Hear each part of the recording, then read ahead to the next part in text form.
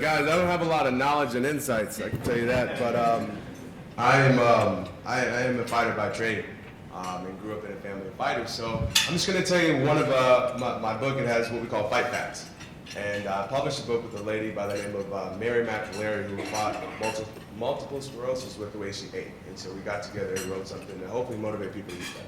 That's all it's about.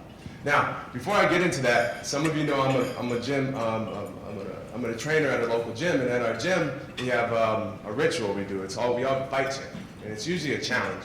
And if you don't participate, I make you do push-ups. That's the game. Do what George says, or George is going to make you do push-ups. So here's how the game goes. Room to Grow has approved me to have you guys do 20 push-ups. All right? Now, if you complete the challenge, no one does any push-ups at all. And all you have to do is, when I say everybody, you guys say fights. Now, you don't have to say it loud, you just have to say it. If I get 100% participation, it sounds loud because we're working as a pack, okay? So let's try it real quick. When I say everybody, you can say fights. Ready? Everybody. Fights. I didn't hear someone right there. I can hear it. My ears are like that. I can hear it the whole time. Let's try it one more time. Everybody. Fights. Everybody hates me because I call them out. So we're right into it, guys. I want to talk a little bit about what that means. At the club, this whole idea of fighting, it's never been a sport. My father would always laugh at great boxers and say that, yeah, he's good, but he didn't know how to fight. And we believe that fighting is a spirit. That fighting is a spirit that reminds us of our championship nature. The spirit that reminds us that success is not about wins or it's not about losses. It's just about waking up every morning with the undying optimism that if you're willing to fight for it, you will win. If you're willing to fight for it. That's what I believe in. That's what my father instilled in me. And that's what this whole everybody fights attitude is all about. Having said that, I've been knocked down a time or two. And you wouldn't believe it. Obviously, I've been knocked down in the ring. Even though I won my fights, I got knocked down. But my dad sold a lot of grills. But believe it or not, I've been knocked down to the bottom, the very bottom, guys. And it wasn't me fighting, having so much strength or the will to fight and the courage to get up. That didn't help me. It was others who had the courage and the will to grab me, pick me up off the ground and fight for me, to put me back in the fight and see me across the finish line. Otherwise, I wouldn't be up here making you guys scream, everybody fights. So the fight fact I want to share with you is that it's very simple. People fight for what they love, and people fight for who they love. And we are pack animals as humans. We mirror each other. If I smile, you guys want to smile more. If I frown, you want to frown more. We mirror each other. We're pack animals, and we're much stronger as a pack. And these packs that we run in, they're not random. Your packs are very simple. Your family, your friends, your coworkers. These are our pack. It's strangers that we're not influenced by. It's no secret that we're very influenced by our packs, but we're not influenced by strangers at all. In fact, we're kind of scared of strangers. And to many people, the general population, room to grow, strangers. Good strangers, beautiful strangers, nice strangers, well-doing strangers, good-looking strangers. But the truth is, we're strangers. And that's what holds people back from really joining in and making this movement a lot bigger than it could be.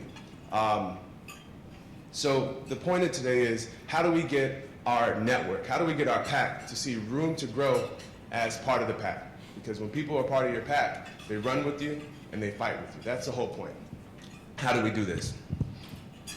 The way I say to do it is, every day you have to wake up and make your life a 24-hour billboard for what you fight for. Make people get annoyed about you talking about it. Every time they see you, the bigger your network, the bigger your talents, the bigger your responsibility to make sure that everybody knows that when they see you, all you're going to do is blab about what you fight for.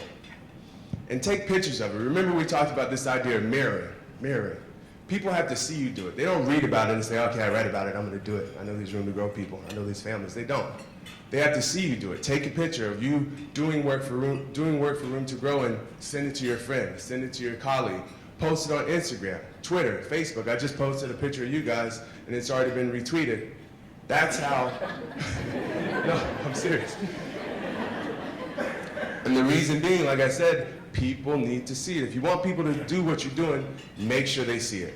And this is how we go from people saying, room to grow is a bunch of strangers, nice strangers, and they start seeing you guys as part of the pack.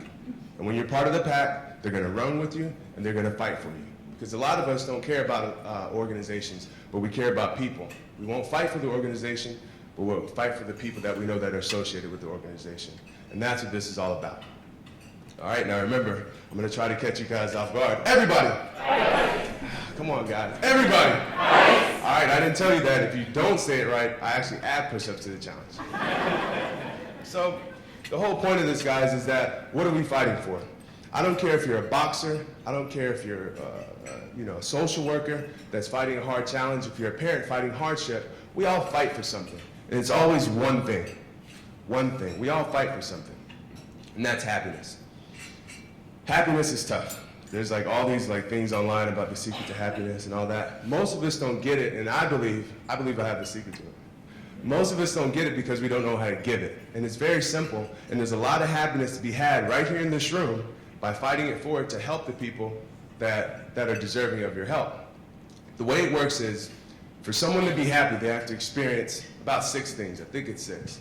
You have to experience love, experience it, freedom, empowerment, fun, acknowledgement, and appreciation. In fact, if you experience 4 of those things consistently, it's almost impossible for you to not be happy.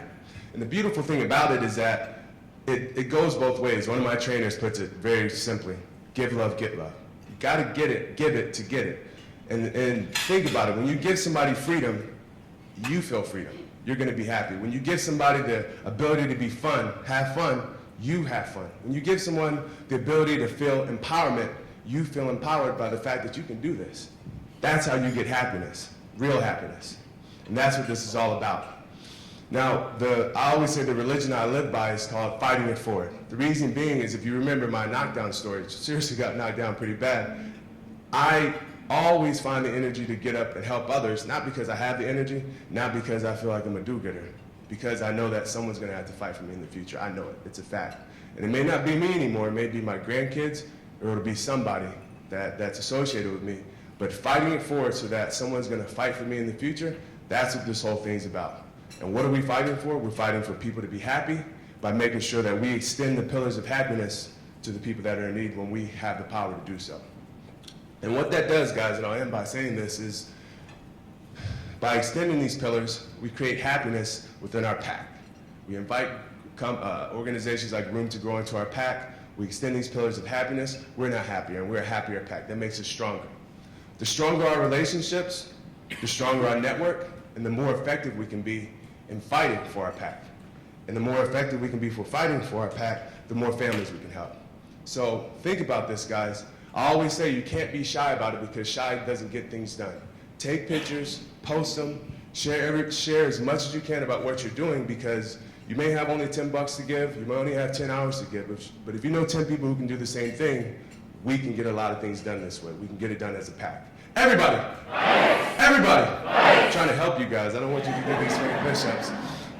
This is this quote I really love, and then I'll get off the stage and let you guys eat. It's by a guy by the name of Victor Hugo. He wrote a play called Les Miserables, and it's very simple. I'm sure you've heard of it, right? He said you can give without loving, but you can't love without giving. And I think that sums up what this is all about. Now, we're going to get started right now, since I gave you this whole speech about social media, right? I'm going to take a picture of you guys. You guys got to stand up real quick. Everybody stand up. Come on. I know you don't want to stand up. I know. And put your fist up, okay? Put your fist up. This is what I'm going to post, so I can put my money where my mouth is, stop being a hypocrite. All right, and then last thing, reach into the middle of your table. This is how we end all our classes at the club. When I say everybody, you guys say fights. We're gonna say it 3 times. Ready? Everybody! Fight! Everybody! Fight! Everybody! Fight! All right, great. Thanks, guys. Get out there and show people what you're doing. Make sure to show them.